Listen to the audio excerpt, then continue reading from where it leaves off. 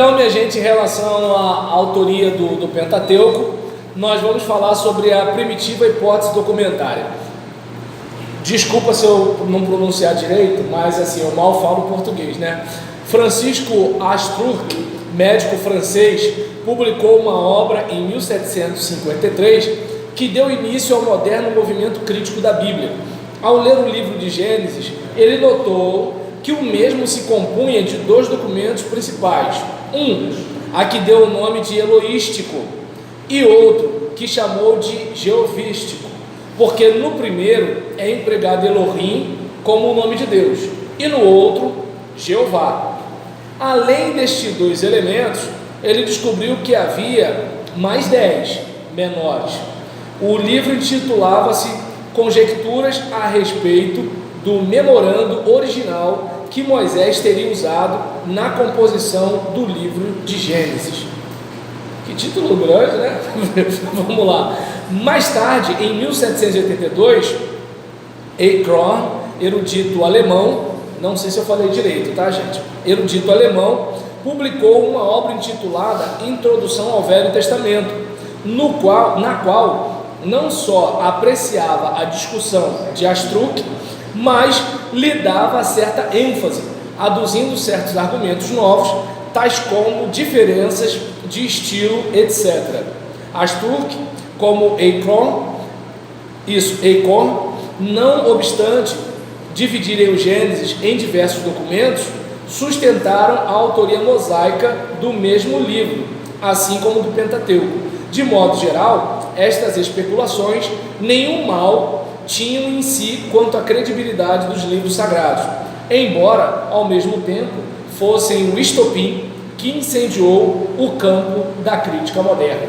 Então a gente observa aqui que estes autores, eles perceberam que havia o nome de Deus como Elohim em alguns trechos de Gênesis e o nome de Deus como Jeová em outros termos, em outros trechos de Gênesis. Eu prefiro falar Yahvé, até porque Jeová, lembra daquilo que a gente falou sobre os sinais indicadores de vogais, da vogal Adonai no tetragrama hebraico, mas eu vou continuar em questão de respeito à leitura que eu estou fazendo da obra de outra pessoa, mas só estou deixando esse ponto de vista, porque corre o risco de alguém, né, no YouTube me corrigir em alguma situação, então só para deixar claro, mas eu vou continuar falando Jeová. Então a gente observa que ele percebe isso, mas ele percebe uma mudança na constituição do texto, entretanto ele não atribui autoria diversa, ele entende que é o mesmo autor usando nomes diferentes para a mesma divindade, certo? Então a gente vai seguir para o próximo vídeo falando sobre a hipótese fragmentária em relação ao Pentateuco. Mas nós não podemos, assim, como é que eu vou falar? Não podemos julgar. Quero só lembrar que, lá para 1753, o cara deve estar morto, eu desconfio. Não tem como discutir com ele, mas vai, fala. Por que foram usados os outros nomes atribuídos a Deus, os outros 10 nomes? Não, então, ele percebe que há atribuições a Deus por nomes diferentes. E assim, ele olha para aquilo. Foram motivos. Exatamente. Então, você percebe que nesse período, principalmente depois, né, de Renascimento, aí você tem essa questão, né, de iluminismo, reforma protestante. Quando o pessoal começa a ficar um pouquinho mais enjoado, mais meticuloso, a ciência como nós conhecemos, né, ela já começa a surgir, não é como antes, quando a observação, né, aos textos começam a ser mais criteriosos. Então você verifica que assim, o leitor da Bíblia, ele também começa a passar por uma transformação epistemológica, ele começa a olhar, né, para as coisas e a ter um modo de conhecer a realidade também afetado. Então, o que acontece? Ele começou a questionar algumas coisas que alguns não questionavam anos atrás.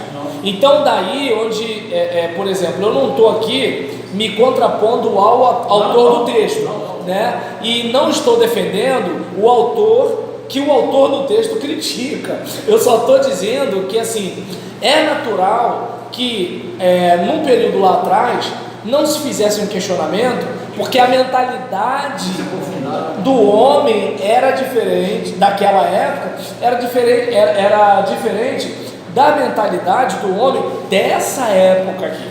Então, como o modo de pensar é diferente, o modo de pesquisar o texto também é diferente. Por exemplo, hoje não vou nem dizer hoje, no período que esse livro aqui do Clyde é escrito, o próprio Clyde ele tem mais ferramentas, ele tem uma série de camadas de conhecimento para ele fazer uma avaliação.